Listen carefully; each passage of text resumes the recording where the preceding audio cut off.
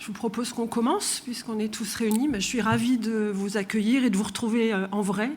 Ça fait du bien de voir des gens en vrai après tous ces mois de disettes, de colloques, de tables rondes et de conférences. Donc, je suis Valérie Delattre et je suis archéoanthropologue à l'INRAP, l'Institut national de recherche archéologique préventive.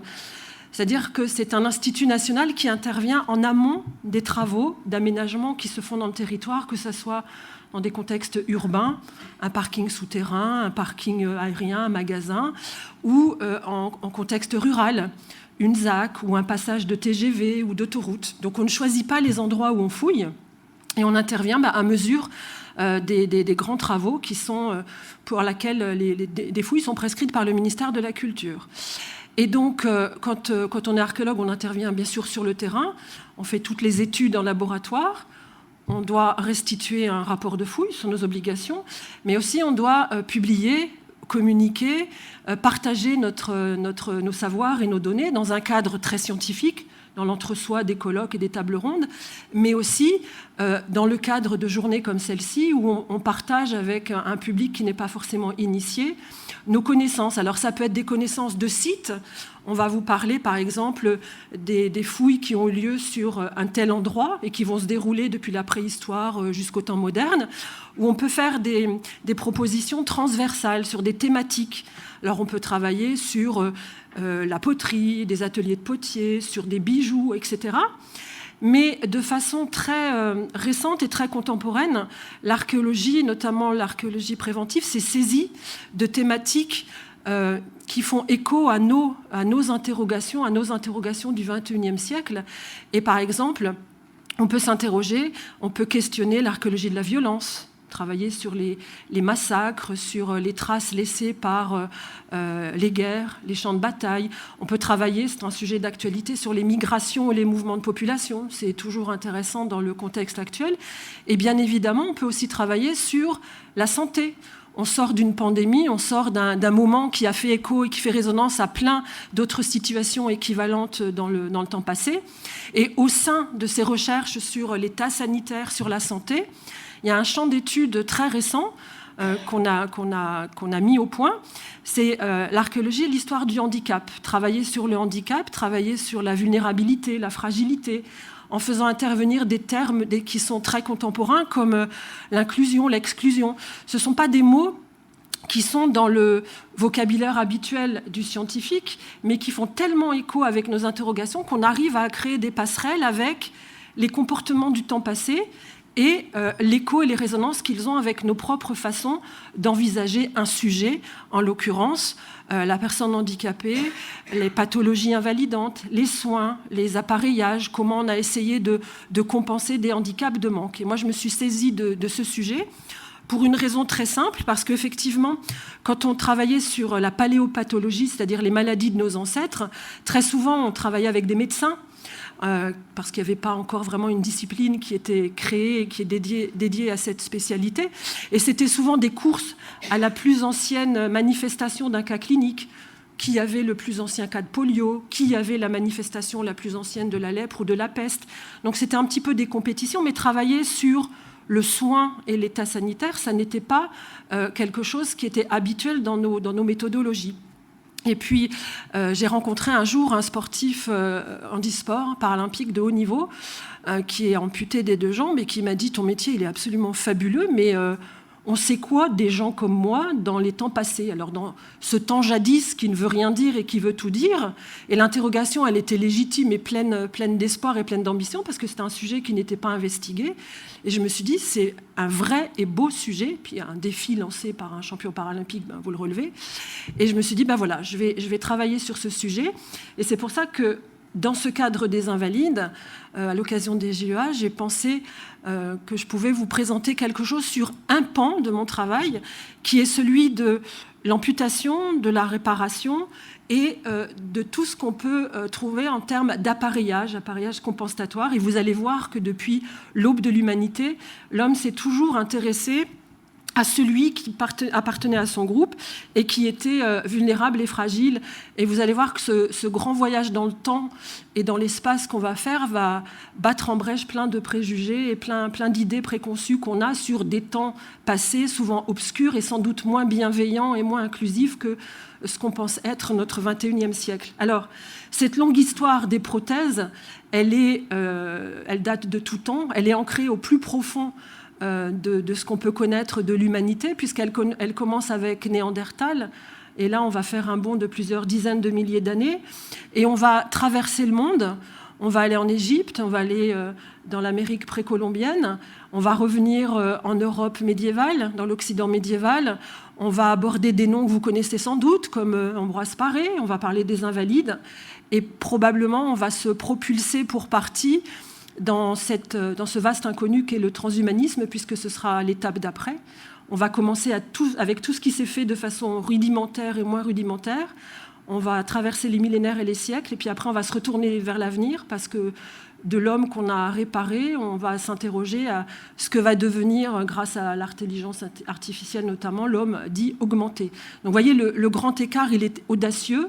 On va avoir un pied à 45 000 ans et un vers l'avenir. Et donc je vous invite à ce grand voyage. Alors, quand on parle de handicap, de manque, d'enlever quelque chose sur un corps humain, la première idée qui vient, c'est enlever une dent. C'est ce qui est de plus banal, de plus immédiat et de plus lisible. Et on s'aperçoit qu'enlever une dent, réparer, intervenir dans la sphère bucco-dentaire, c'est quelque chose qui est ancré de longue date. On a des traces extrêmement anciennes. On a une prothèse de dent qui date de 5000 ans avant notre ère, une dent qui a été remplacée par un coquillage. On connaît les Étrusques, qui sont des spécialistes de l'orthodontie et qui savent remplacer des dents, faire des appareils pour rectifier l'alignement de certaines dents. On a de grands dentistes égyptiens, gaulois, romains, nos Gaulois, 3 siècles avant notre ère, dans l'Aube, savaient, on l'a trouvé récemment dans une nécropole, fabriquer une prothèse avec un pivot en fer et de l'ivoire pour substituer les mailles dentaires. Et à l'évidence, et comme toujours, que l'on soit riche ou pauvre, on va être traité de façon différente. Et là, je vous ai mis 2 exemples récents, mais 2 exemples qui se font écho. Vous avez un exemple de ce qui se fait de mieux en termes de prothèses dentaires. À gauche, une prothèse qui a récemment été trouvée. C'est un implant dentaire dans une fouille récente d'une église du 4e arrondissement de Paris. Elle a été trouvée il y a quelques mois. Et forcément, elle nous a rappelé, vous avez le crâne à droite de Anne d'Allègre, qui était une aristocrate très proche d'Henri IV. Donc on est vraiment dans la noblesse fortunée, qui perdait ses dents et qui s'était fait remplacer, pour avoir un sourire gracieux forcément à la cour, j'imagine, sa dent par un implant dentaire probablement fait en ivoire de cerf. Et vous voyez, de la même manière, l'implant dentaire, il est attaché sur les dents voisines avec des fils d'or, l'or étant un matériau inoxydable qui ne bouge pas, donc qui ne risque pas de provoquer d'infection dans la sphère bucco-dentaire. Et on a des prothèses avec des fils d'or qui datent de l'Égypte ancienne, parce qu'on savait forcément que c'était un matériau inactif.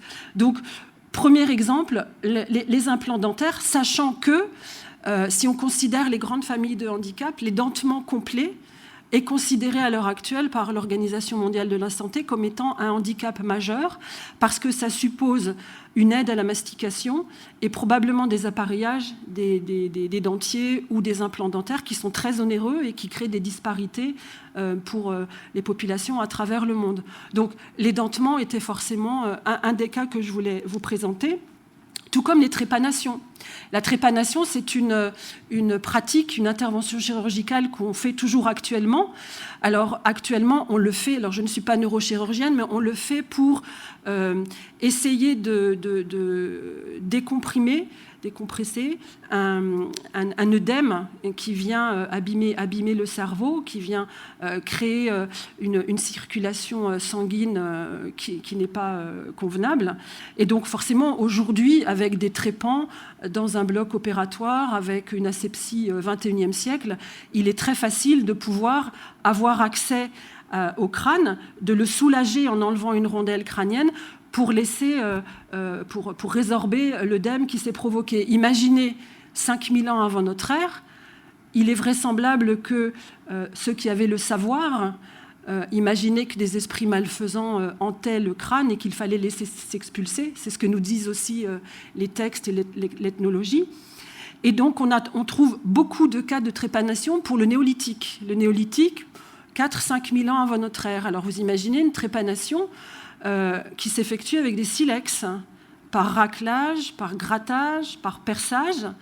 Alors, trouver un crâne comme celui-ci dans une sépulture, ou souvent dans des sépultures collectives, ça raconte une histoire incroyable sur les liens qui unissent les membres d'une même communauté. Vous imaginez quelqu'un qui a des migraines, qui souffre, qui a des vertiges, qui n'est pas en capacité de dire « opérez-moi ». Donc, il faut que dans son entourage, il y ait quelqu'un qui prenne la décision de l'opérer. Mais une fois qu'on a pris la décision de l'opérer, il faut que quelqu'un ait le savoir de l'opérer. Qui peut avoir le savoir ? Alors, on pense à des chamans, on pense à des guérisseurs, bien évidemment, à tous ceux qui ont le savoir du corps, qui connaissent la chair, les os, et qui savent avoir accès au crâne. Donc, ils décident d'opérer avec une pharmacopée qu'on suppose être très forte, à base de psychotropes, à base d'opiacés, à base de champignons, à base d'herbes. Donc on imagine qu'on sait endormir un patient avant de l'opérer. On l'opère, toute la chaîne opératoire, ça dure des heures, imaginez au silex. Ensuite intervient une convalescence qui peut être très longue, qui peut être accompagnée de fièvre, de mal-être. On est dans des villages où on vient de découvrir et de mettre en place l'agriculture, l'élevage. Donc le travail est rude. Avoir quelqu'un qui est alité et des gens qui s'en occupent, c'est un investissement. C'est donc une prise en charge de quelqu'un qui est vulnérable et qu'on va accompagner dans une vie amoindrie. 70% des patients survivent à ce type d'opération. On arrive, nous, à le voir avec la façon dont l'os a continué à se cicatriser après l'opération. Mais forcément, d'après les spécialistes, c'est accompagné de migraines, peut-être d'hémiplégie, peut-être de vertiges. Donc une vie amoindrie qu'il faut continuer à accompagner. Donc vous voyez, le seul fait de trouver un crâne trépané nous raconte l'histoire d'une communauté avec... Cerise sur le gâteau, vous avez un crâne de vache à droite qui a été trépané. Alors, si on trouve un crâne avec un orifice au niveau du front, on peut penser à un sacrifice. On sait qu'un tas de communautés sacrifiaient des bovins. Mais tous les spécialistes archéozoologues et spécialistes des sacrifices nous ont dit qu'en aucun cas on avait les traces d'outils sacrificiels et que c'était vraiment une trépanation sur une vache très âgée à mettre au rencard. Et tous les spécialistes s'accordent à dire que le chaman s'est fait la main sur une vache avant de tenter le coup sur l'humain et qu'on a là le vestige d'une expérimentation animale. Donc vous voyez, deux crânes, deux perforations qui nous racontent, pour une communauté d'il y a plus de 5000 ans avant notre ère, comment on pouvait prendre en charge des personnes affaiblies, vulnérables et forcément pas en condition d'avoir des activités d'agriculture ou d'élevage. Mais bien évidemment, quand on parle amputation, c'est souvent un membre auquel on fait référence. Et alors, sans vouloir jouer à qui détient la plus ancienne amputation au monde, on a quand même, au plus lointain qu'on puisse trouver, on est sur les contreforts du Kurdistan irakien. On est 45 à 47 000 ans avant notre ère. Et on a une sépulture d'un homme qu'on a appelé Shanidar, parce que c'est le lieu où on l'a trouvé, et qui a 40 ou 50 ans, donc déjà une personne assez âgée pour cette époque, qui cumule les handicaps, il est borgne, ses dents sont très abîmées et son avant-bras est manquant. Alors là, le squelette est en assez mauvais état, donc on ne sait pas si c'est une pathologie congénitale ou si acquise après une chute, par exemple. Mais en tout cas, ce sujet très amoindri, très affaibli, a fait l'objet de soins par son entourage et de pratiques funéraires et d'un ensevelissement à l'égal des autres. On a peu de renseignements sur les individus de cette époque-là. Les sépultures se comptent sur une petite centaine d'unités, pas plus. Donc, savoir que déjà, on peut ancrer ce que l'on appelle une sorte de paléocompassion. On appelle ça aussi l'archéologie du care, de la bienveillance et du soin.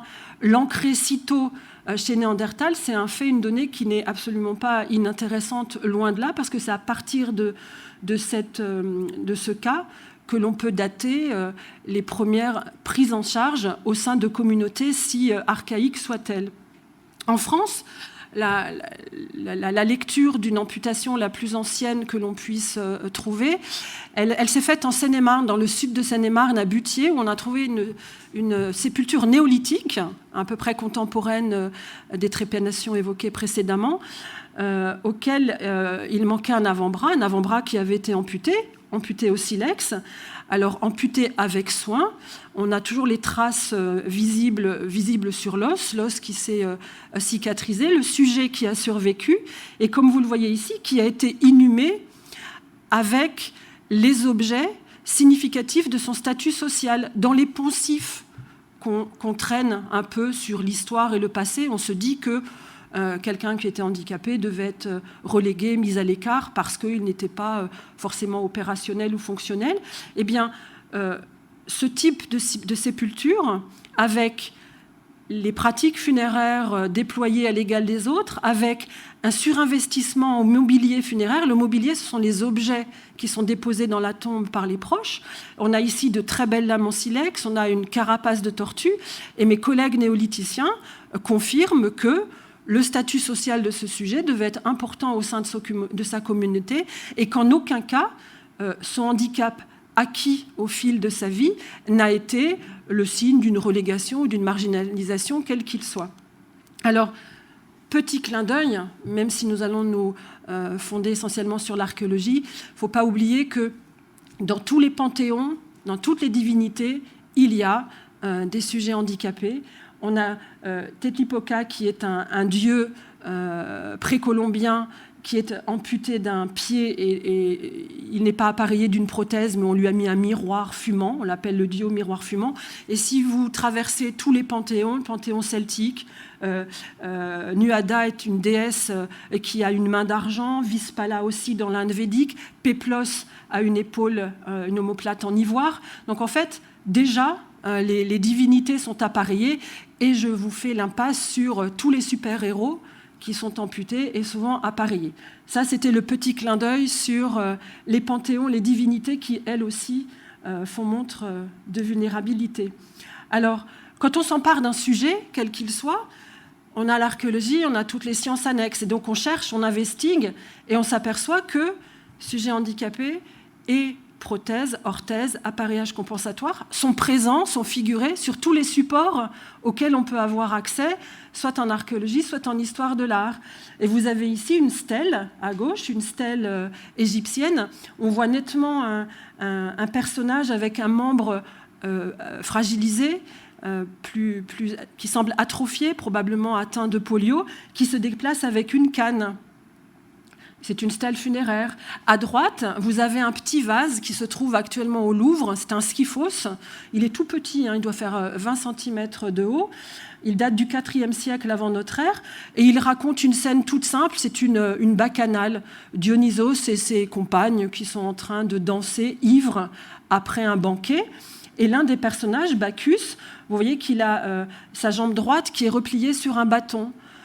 De façon assez classique, les peintres, les mosaïstes, les sculpteurs vont regarder autour d'eux et se servir des personnes qu'ils ont dans leur proximité pour peindre. Et on va le voir dans tout ce que je vais vous présenter. Là, le focus n'est pas fait sur le sujet handicapé, appareillé avec une prothèse. Non, c'est simplement Bacchus, ivre, qui défile à l'égal des autres et le peintre qui s'est saisi d'un personnage qu'il connaissait, qui était dans son entourage et qu'il a dessiné, qui lui a servi de modèle. Autre exemple, là on va parcourir les siècles et les océans. On est sur le littoral péruvien, on est chez les Mochica. Alors les Mochikas, c'est un peuple absolument fabuleux qui ne connaît pas l'écriture. Ce sont des pêcheurs, des agriculteurs. Ils vivent vraiment sur la côte littorale. Et archéologiquement, on les connaît bien parce qu'ils nous ont laissé des céramiques absolument fabuleuses. Si vous voulez en voir, vous allez au musée du Quai Branly, Jacques Chirac. C'est absolument fabuleux. En fait, ils racontent leur histoire avec un art céramique magnifique qui représente des scènes du quotidien, qui représente des animaux et qui représente beaucoup d'humains, beaucoup de vases anthropomorphes et beaucoup de sujets handicapés, boiteux, aveugles ou amputés comme celui-ci, qui, vous voyez, est amputé d'un membre inférieur et qui a une petite prothèse assez particulière. Ce n'est pas ces fameux pilons de bois que l'on va voir se dérouler au fil des siècles, mais c'est une sorte de petite céramique engainante qui vient recouvrir son moignon. Et les Mochikas sont un peuple extrêmement intéressant quand on travaille sur le handicap parce que les Mochikas considèrent qu'accueillir un enfant handicapé, c'est une bénédiction pour une famille parce qu'il va être chaman.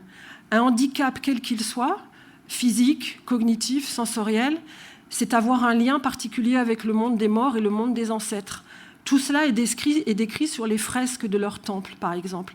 Et donc, un enfant handicapé va recevoir une formation, je résume, de chaman. On va le diriger vers cette fonction honorifique extrêmement importante au sein du groupe, parce qu'on considère qu'il n'est pas amoindri, mais au contraire, il est survalorisé, puisqu'il a un lien direct avec le monde des morts et le monde des ancêtres. Alors, vous voyez comment on change nos paradigmes et nos grilles de lecture.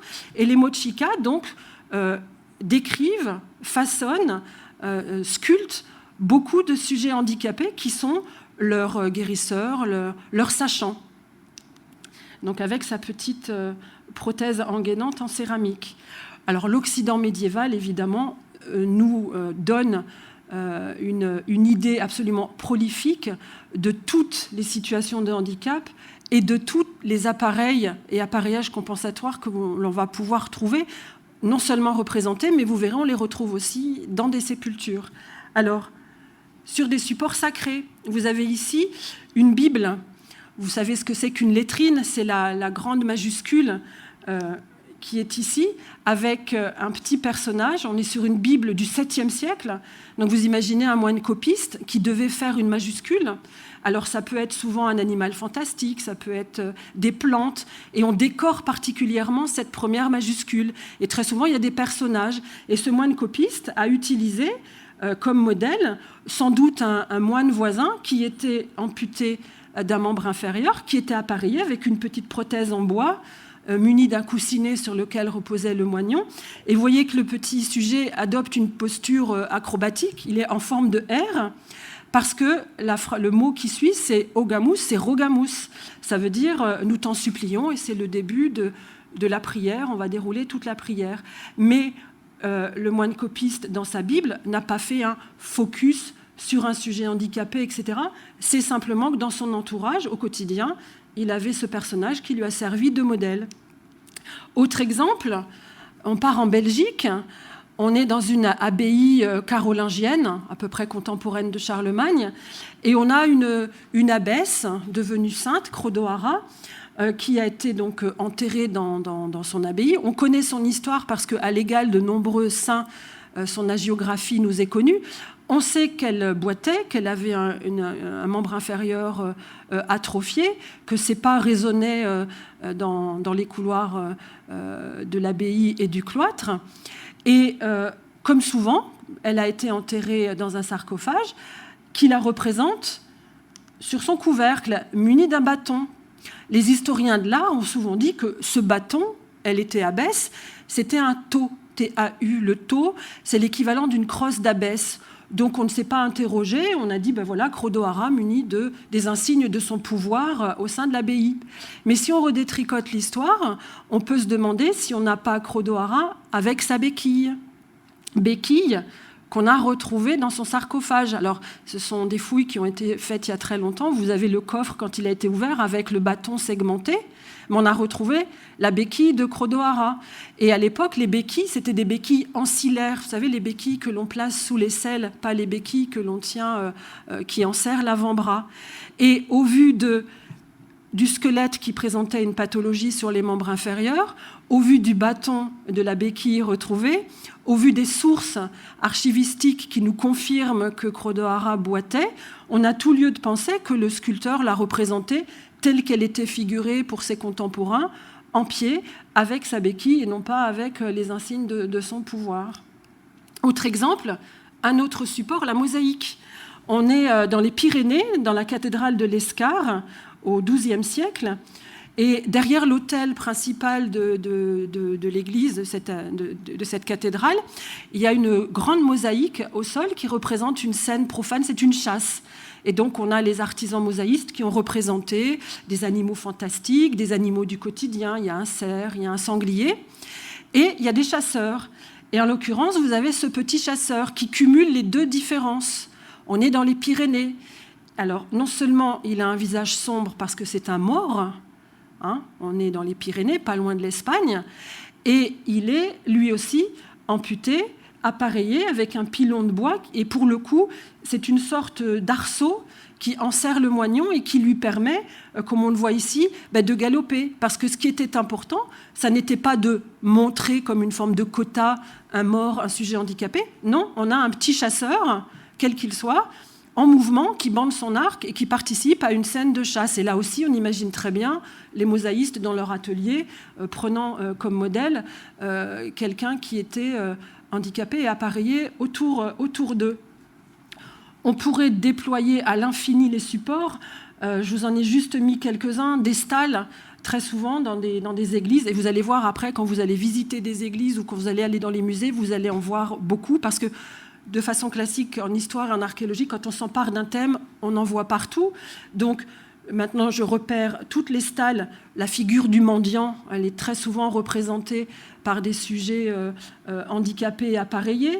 Les stalles d'une église en Belgique, ou alors à Poitiers, à la cathédrale, il y avait un très très beau chapiteau qui représente une scène très classique dans la Bible, la dispute et la réconciliation, et un des deux sujets, comme vous le voyez aussi, est amputé et appareillé. Voilà. Et bien sûr, pour finir, ce panorama des représentations, le classique des classiques, le tableau de Bruegel, Les Mendiants, qui se trouve au Louvre, qui est un tout petit tableau en fait, qui doit faire une vingtaine de centimètres, et qui, quand on est archéoanthropologue, concentre tout un tas de thèmes qui sont nos thèmes de recherche, puisque les mendiants, l'accès au statut social des sujets que nous étudions, que des hommes, la démographie, tous amputés, la paléopathologie, et tous appareillés, vous le voyez, munis de béquilles, avec des prothèses, avec des espèces de petits trépieds qui font écho à cette ingéniosité qu'on va voir maintenant, l'ingéniosité humaine qui a de tout temps essayé de compenser un handicap de manque en inventant, en étant imaginatif, pour soulager le déficit d'un proche au sein de sa communauté. Alors, la prise en charge, on l'a vu précédemment avec les trépanations, avec les remplacements de dents, avec les amputations néandertales et néolithiques.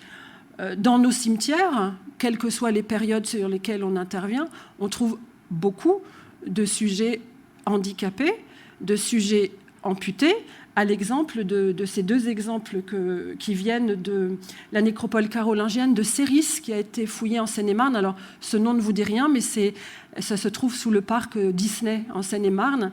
Et sous ce parc, on a mis au jour une énorme nécropole carolingienne, avec notamment des sujets handicapés et amputés. Alors là, on n'ampute plus au silex, je vous rassure, mais on a des instruments en métal.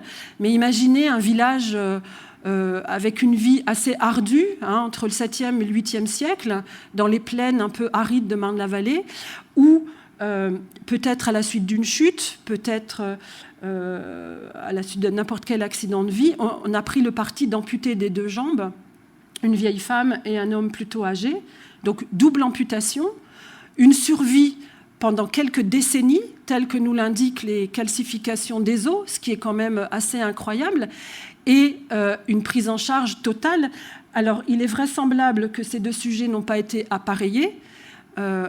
Évidemment, on ne retrouve pas dans nos latitudes le bois des prothèses, mais très souvent, tout ce qui reste, les arceaux en métal, etc., on peut le retrouver. Mais qui plus est, dans la tombe, il n'y avait pas la place pour installer une prothèse. Donc il faut imaginer au sein du village où se nourrir est un enjeu quotidien, où les moissons, c'est quelque chose d'important, où la famine, pendant les périodes d'hiver, c'est pas quelque chose de négligeable. On le voit, les traces de famine, de carence alimentaire se voient sur l'os. Donc on est vraiment dans des villages rudes. Eh bien, on a amputé et pris soin au quotidien de sujets qui ne pouvaient vraisemblablement plus se déplacer et qui peut-être surveillaient le feu ou surveillaient des enfants en bas âge, mais qu'on n'a pas délaissés dans la vie et qu'on n'a pas non plus délaissés dans la mort, puisqu'ils sont enterrés à l'égal des autres, au sein de leurs proches, sans que la moindre différence de pratique funéraire ne puisse être observée. Dans les nécropoles, si on déroule les siècles et quel que soit l'Occident médiéval, on trouve de nombreux sujets handicapés, amputés, certains qui ne réchappent pas à l'opération. Vous voyez sur le sujet du haut un os qui ne s'est pas calcifié.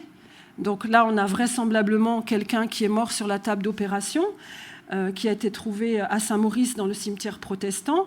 Et à droite, dans un vrac de sépultures qui se croisent et s'entrecroisent, vous montrez notre quotidien de contexte archéologique, ben là aussi un sujet amputé dont le membre amputé est caché par le membre bien portant. Donc vraiment, se saisir du sujet du handicap et de l'amputation, c'est un sujet avec lequel on a de très nombreuses données. Ce n'est pas de l'anecdote, c'est vraiment le quotidien. Il faut imaginer le handicap jusqu'à ce qu'on fouille des sépultures, par exemple, de soldats des deux guerres récentes. C'est quelque chose qui est quotidien. Enlevez vos lunettes, enlevez vos appareils auditifs. Vous étiez rapidement sujet à avoir besoin d'aide de vos proches. Vous êtes édenté complètement. Il faut que quelqu'un vous mastique la nourriture si vous vivez au néolithique ou si vous vivez dans des populations un peu archaïques. Une double fracture. On parle de Coupe d'Europe en ce moment de football. Un footballeur qui se casse un tibia et un péroné, il voit sa saison s'achever, mais des soins orthopédiques, un plâtre, une réduction de fracture, et il galope quelques mois après. Quand on n'a pas les techniques et les savoir-faire de l'orthopédie et qu'on ne sait pas réduire une fracture, la réduction de fracture, c'est remettre les deux bouts lésés l'un en face de l'autre, immobiliser, et faire en sorte que l'ossification se fasse pour garder la longueur d'un membre. Quand on ne maîtrise pas ce savoir-faire, eh bien, l'os se soude de façon anarchique, en baïonnette, vous voyez le dessin d'une baïonnette, et ça entraîne une déperdition de la longueur d'un membre. On boite si c'est un membre inférieur, on peut avoir un membre atrophié si c'est un bras. Donc en fait, le handicap est quotidien et beaucoup moins sujet je vais dire, que dans notre 21e siècle où on cloisonne les choses et où on a tendance à mettre à l'écart.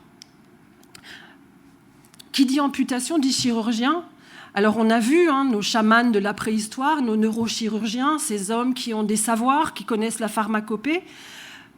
Tous les textes, en Grèce, à Rome, au Moyen-Âge, nous relatent des traités d'amputation. Galien était un grand médecin qui avait, lui, une spécialité. Il s'occupait des gladiateurs de Pergame. Et il raconte comment il amputait les gladiateurs au terme d'une carrière longue, parce que le mythe du gladiateur va tomber.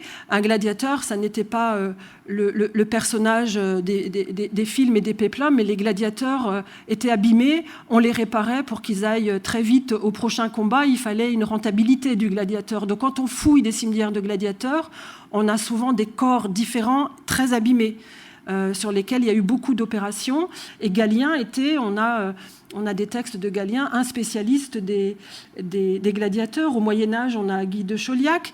Si on fait une incursion dans les mondes arabo-musulmans, on a Al-Boukassis, on a des traités, on a des dessins, comme vous voyez ici, à la fois de scènes d'amputation, de façon de ligaturer, de façon de penser, de gérer des infections potentielles sur des moignons, et on a des planches avec des instruments. Mais qui dit amputé va dire appareillé. Et ça, c'est formidable parce qu'il y a toujours eu ce désir de la compensation. Alors, chez les Égyptiens, c'est assez particulier. Forcément, on trouve des momies, et des momies qui sont complètes. L'Égyptien doit partir dans l'au-delà avec sa complétude. Et c'est-à-dire que s'il est amoindri dans sa vie, les embaumeurs font en sorte qu'il soit complet pour l'au-delà. Et donc, on va trouver à la fois des prothèses fonctionnelles, comme ce fameux orteil qui a été trouvé au Caire, mais aussi des prothèses d'apparat, des prothèses de complétude, des orteils, des membres qui servent uniquement pour le passage dans l'au-delà.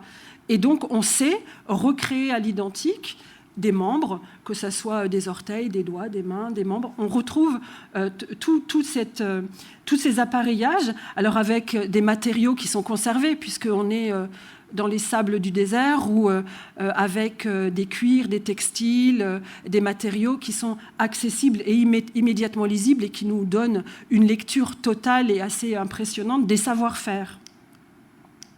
Ah, j'appuie. Un exemple assez fabuleux. On revient en France, on est dans le Doubs, et vous allez voir l'ingéniosité, la créativité quand on n'a pas, comme on a à l'heure actuelle, des prothésistes de grand talent qui ont des catalogues, qui savent travailler sur chaque individu, sur chaque pathologie, sur chaque handicap. Vous imaginez, on est à l'époque mérovingienne, hein, donc on est à peu près 6e, 7e siècle, on est dans le Doubs, et on a un homme d'une quarantaine d'années qui a été amputé des 2 mains. Alors, on envisage que ce soit lié à une chute de cheval. C'est classique, on tombe de cheval, on se récupère sur les mains, on se récupère très mal, les os se cassent, une infection, et ça débouche sur une gangrène, quelque chose qui est forcément immédiatement repérable par les contemporains, qui amputent, qui savent pertinemment que la gangrène va gagner le membre. Donc, au plus tôt on se sépare des parties anatomiques lésées et dangereuses, mieux c'est. Et donc, on a un sujet qui a été amputé des 2 mains, et vous avez déjà un indice fort. Vous voyez sur l'os des traces vertes. Hein, en aucun cas, c'est quelque chose de tout à fait normal, parce qu'à côté d'un des avant-bras, on a trouvé cette fourche bifide, fourche plate, qui, hors contexte, c'est-à-dire hors de cette sépulture, n'est ni un outil, ni une arme, ni un bijou, ni un accessoire vestimentaire. C'est une fourche bifide à laquelle on n'aurait pas pu donner une fonction. La retrouver directement au contact d'un avant-bras amputé nous donne un indice. Qui plus est, vous voyez que sur la fourche, on a des traces marron qui, pour des archéologues et des spécialistes du métal, sont le signe que des textiles ou du cuir ont été au contact d'un métal qui va rouiller, qui va s'oxyder. La décomposition du cuir sur le métal crée cette zone de contact. À côté de la fourche, on a trouvé une très belle boucle de ceinture mérovingienne typique. Et quand on restitue la totalité, eh ben vous avez une prothèse, quelque chose d'inventé, qui ne vaut que pour ce sujet-là, qui a été forgé par le forgeron du coin. L'un a dû donner une boucle de ceinture en haut, typique, l'autre une boucle de chaussure.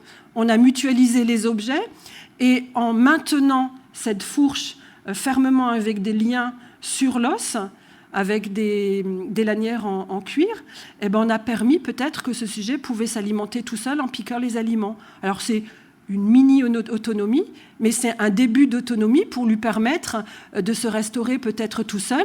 Et il faut imaginer donc une communauté avec un artisan au service de quelqu'un qui était amoindri et qui avait été victime d'un accident.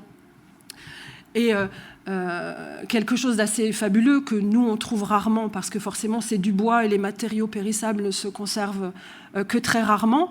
Mais là, dans un musée en Allemagne, j'ai trouvé ce pilon qui nous fait penser aux mendiants, qui nous fait penser aux chapiteaux, qui nous fait penser à la fresque.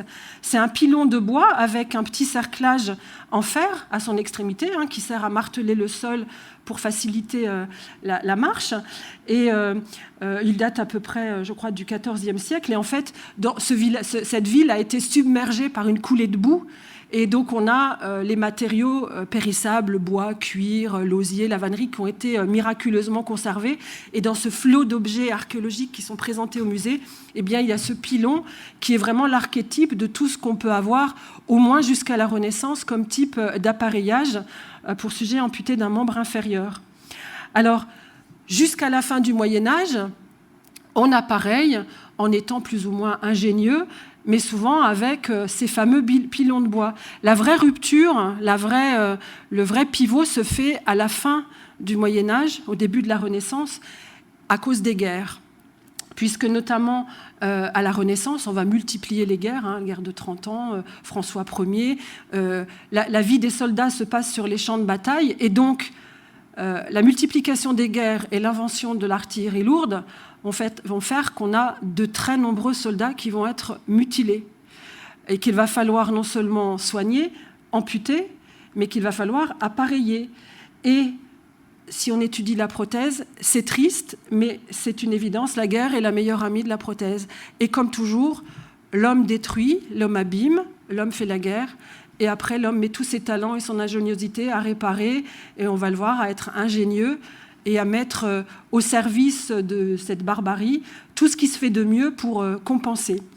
Et à la Renaissance, on va s'extirper de toute cet attirail de prothèses en bois assez rudimentaire, efficace, opérationnel, mais assez rudimentaire, pour inventer ce qui va être en fait le prototype des prothèses contemporaines et des prothèses qui vont commencer à être articulées, des prothèses qui vont être fabriquées avec des métaux, avec des crémaillères pour pouvoir fermer les bras. Alors, plier les doigts, par exemple. Alors, qui sont les artisans qui peuvent créer et inventer ces prothèses? Ce sont les fabricants d'armures.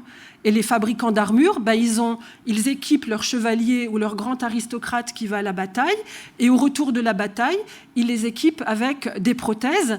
Et on a en Europe, et notamment en Italie, il y a un musée de l'armurerie, des armures qui se trouve à Florence, le musée Stilberg, où tout un étage est consacré à ces prothèses qui sont plus fabuleuses les unes que les autres, des prothèses d'avant-bras, des prothèses de membres inférieurs, mais vous imaginez bien que ce sont des prothèses de riches.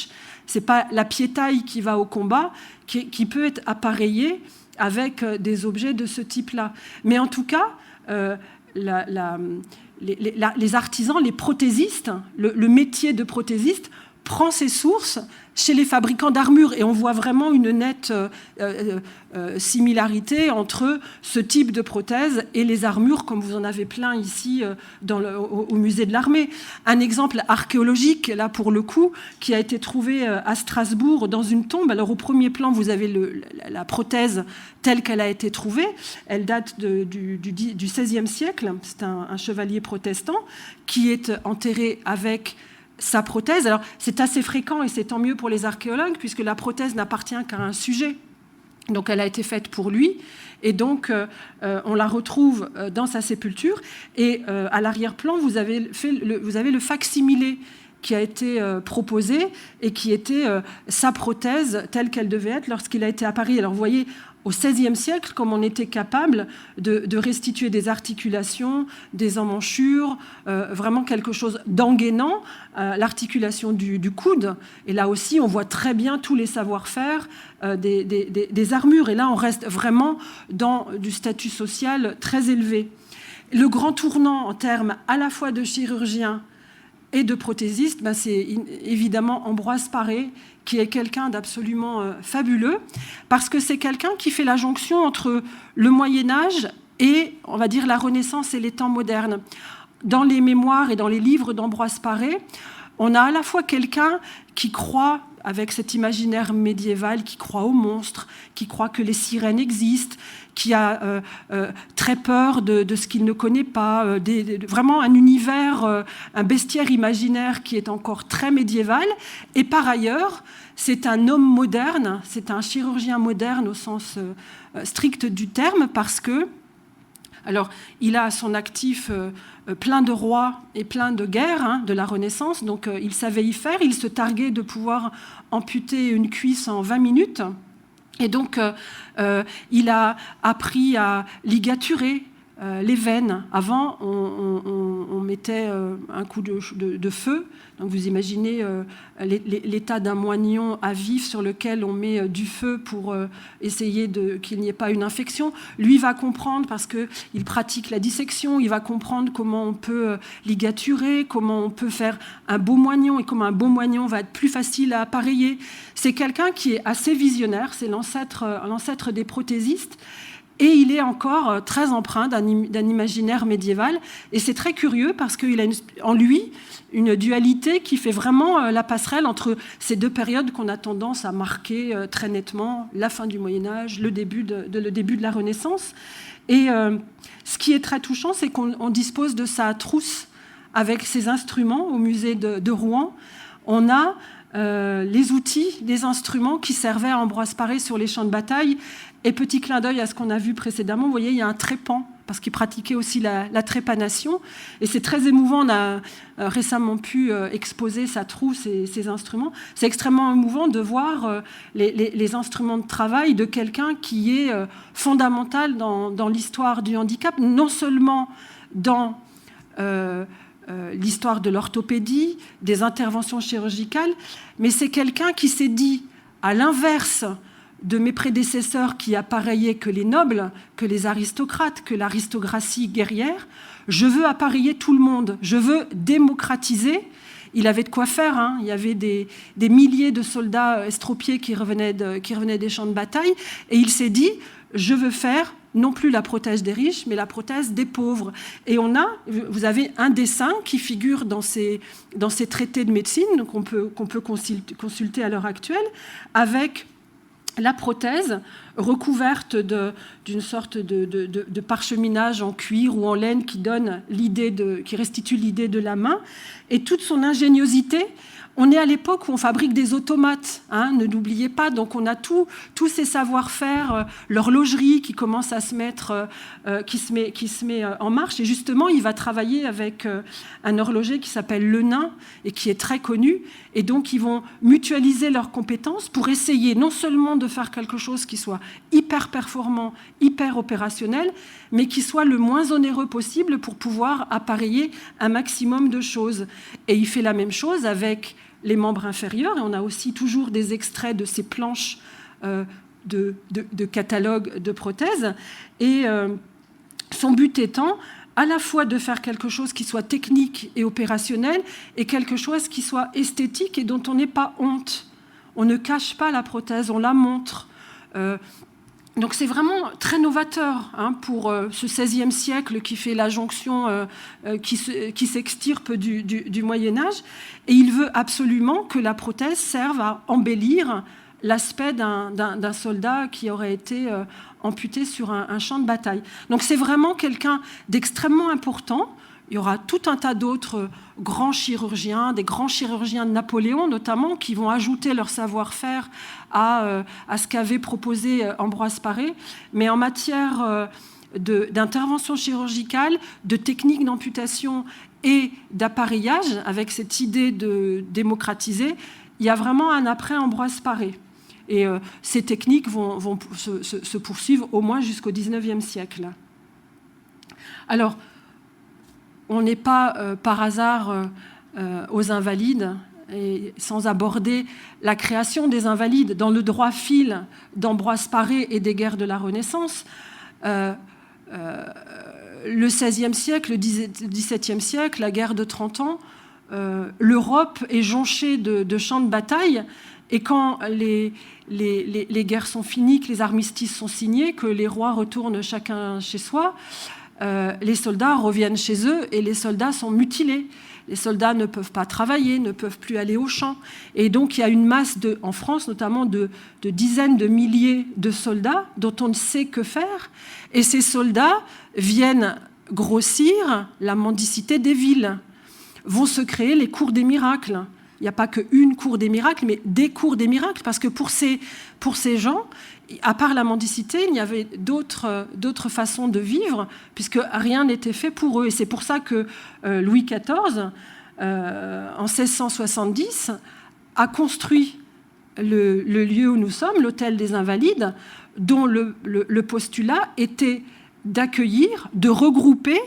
Parce que forcément, vous imaginez, on a tous vu ces films avec les cours des miracles, ces vrais et ces faux mendiants invalides qui faisaient peur aux bourgeois et aux aristocrates dans les villes, etc.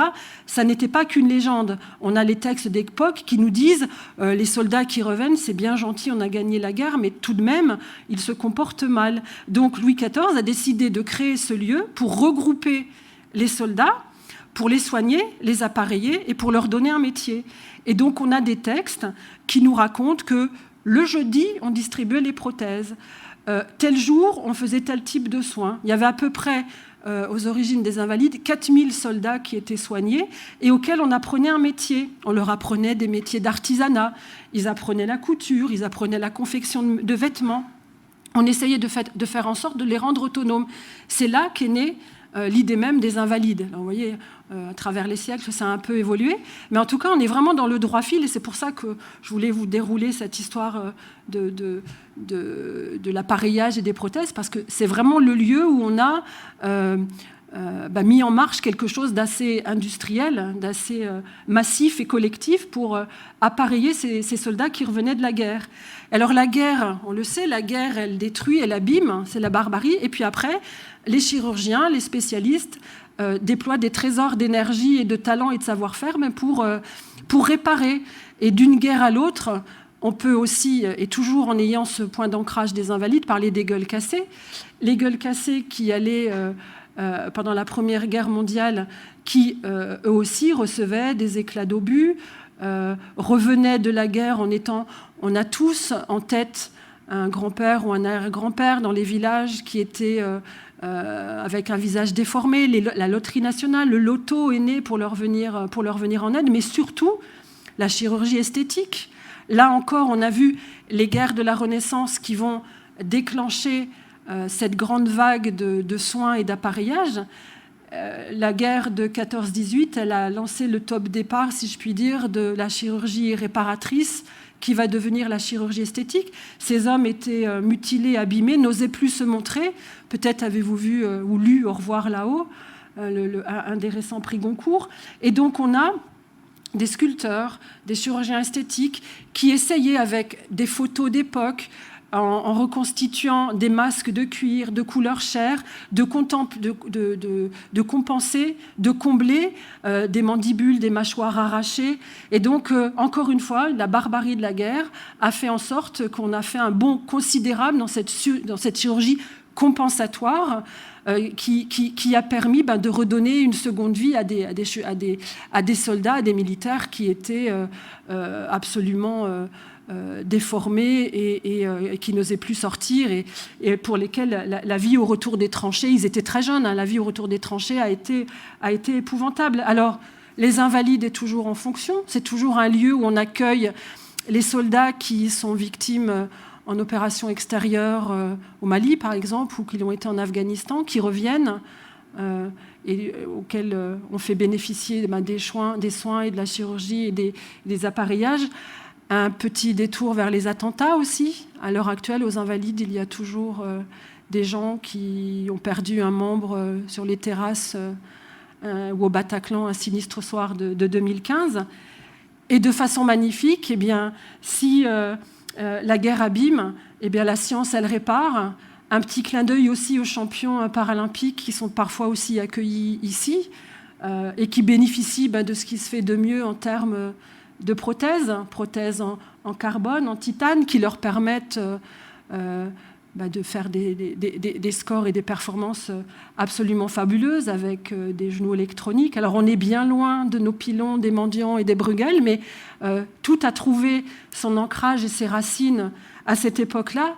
Mais rappelons-nous toujours que quand on étudie le handicap, comme au XXIe siècle, le handicap du passé ou le handicap du XXIe siècle, c'est un curseur sociétal.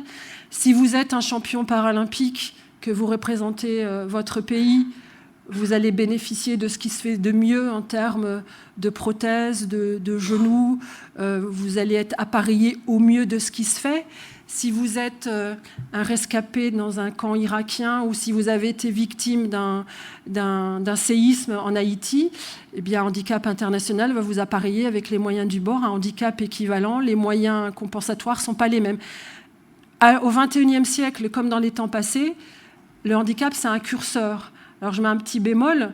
Dans les temps passés, y compris les plus anciens, on se dit, c'est fabuleux, on est atteint d'une pathologie, on prend soin de nous, c'est merveilleux. Alors, tout ça, comme à l'heure actuelle, ça vaut si la société, un groupe va bien.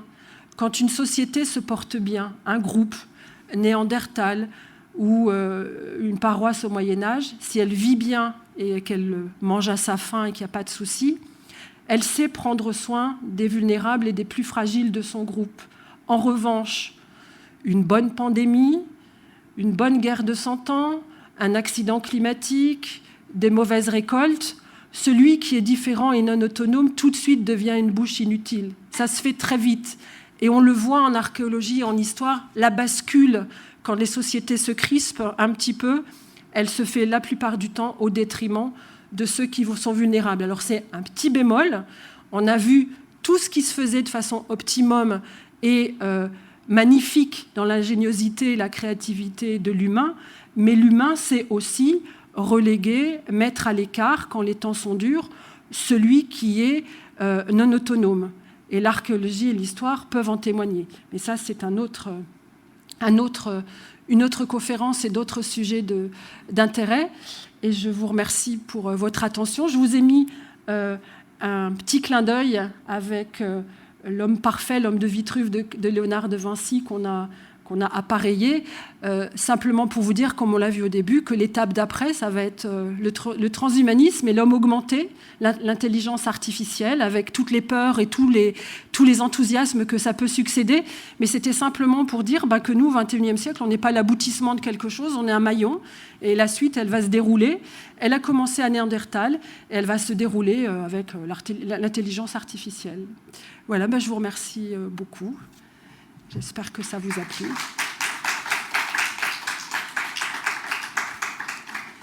Et comme toujours, si vous avez des questions, je suis disponible. Non, c'était parfait. Pas de questions du tout. Est-ce que ça vous a intéressé? Oui.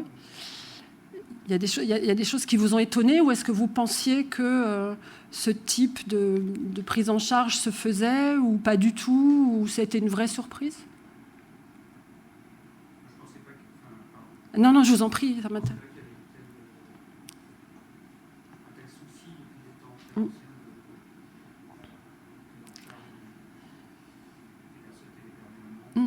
C'est en ça que c'est intéressant, c'est que l'archéologie, quand on arrive à l'extraire de ce qu'on fait, la typochronologie, nos disciplines, etc., ça éclaire un peu nos propres comportements. C'est-à-dire que quand Néandertal prend soin de... On a des tombes trouvées en Israël avec des enfants, des tombes doubles, ce qui ne se fait pas du tout chez Néandertal, avec un adulte et un enfant.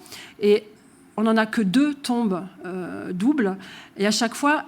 l'enfant est handicapé, une paralysie infantile, etc. Et donc, on a des rituels d'accompagnement dans la mort, c'est-à-dire le petit non autonome dans la vie, on s'imaginait qu'il ne pourrait pas l'être dans la mort, donc on l'accompagnait par un adulte. Vous voyez, ça commence 100 000 ans avant notre ère, dans des temps rudes, de glaciation, d'itinérance, de conditions dures. Eh bien, on n'a jamais délaissé le membre de son groupe qui était vulnérable. Et ça, vraiment, c'est une constante de l'archéologie. Alors, ce n'est pas linéaire. Il y a des périodes où ça va être un petit peu plus rude.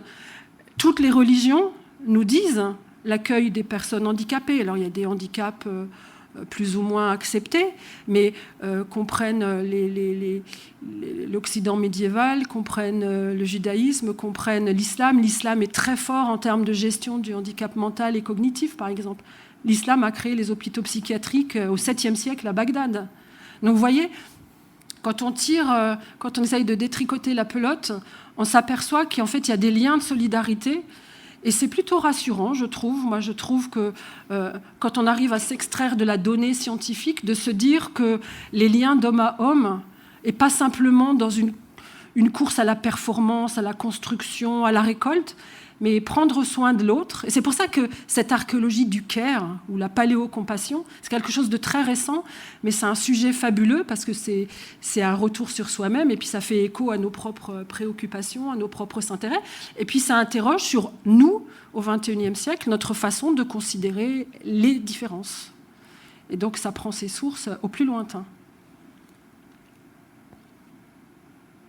Je ne veux pas monopoliser la parole, allez-y. mais il se trouve que j'ai étudié en tant qu'historien les effets de l'arme à feu, l'arme à feu légère, pistolet, fusil, etc., au XVIIe et au XVIIIe siècle. Est-ce que dans les recherches archéologiques de l'INRAP, est-ce qu'on trouve des squelettes marqués par les projectiles en plomb, avec peut-être des effets un peu particuliers? Oui. Alors, il y a une archéologie dite de la violence ou une archéologie de la guerre. J'ai des collègues qui travaillent dessus, notamment ceux qui interviennent sur des hôpitaux militaires, par exemple, ou des hôpitaux de la Renaissance et de l'époque moderne. J'ai une collègue qui a trouvé des sujets qui sont décédés soit d'un coup d'arme à feu, etc., soit de toute autre chose, mais qui présentaient des stigmates de coups d'épée ou d'armes qui les avaient fait, enfin, ils avaient survécu. Il y a vraiment alors, on fouille très peu de cimetières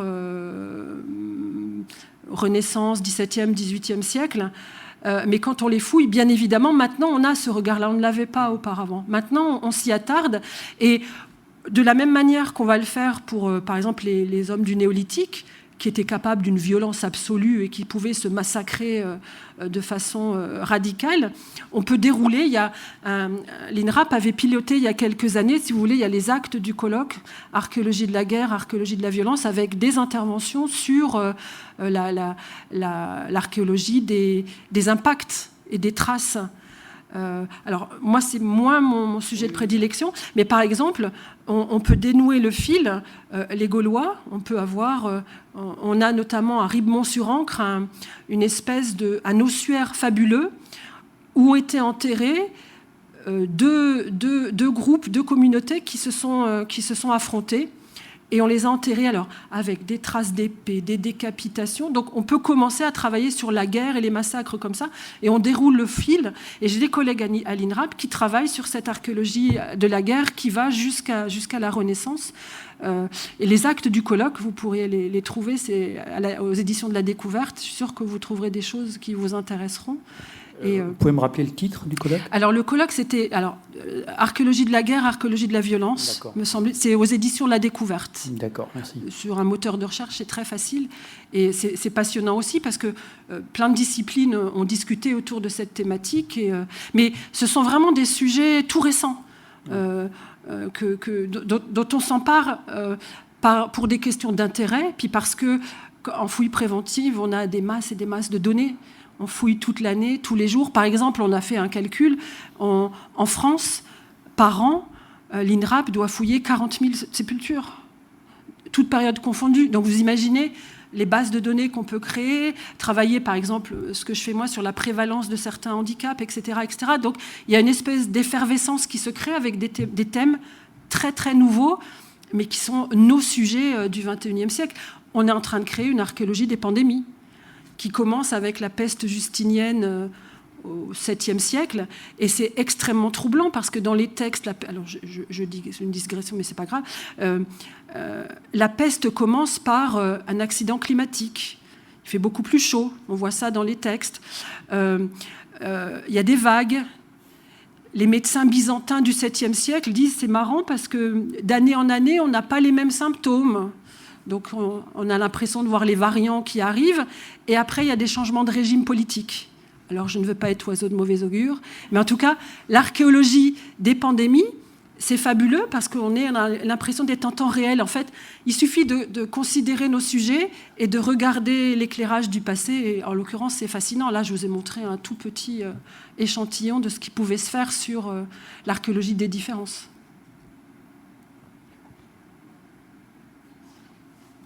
Bah, c'était parfait. Bon, bah, c'est parfait. Bah, je vous remercie. Je vous libère. Merci.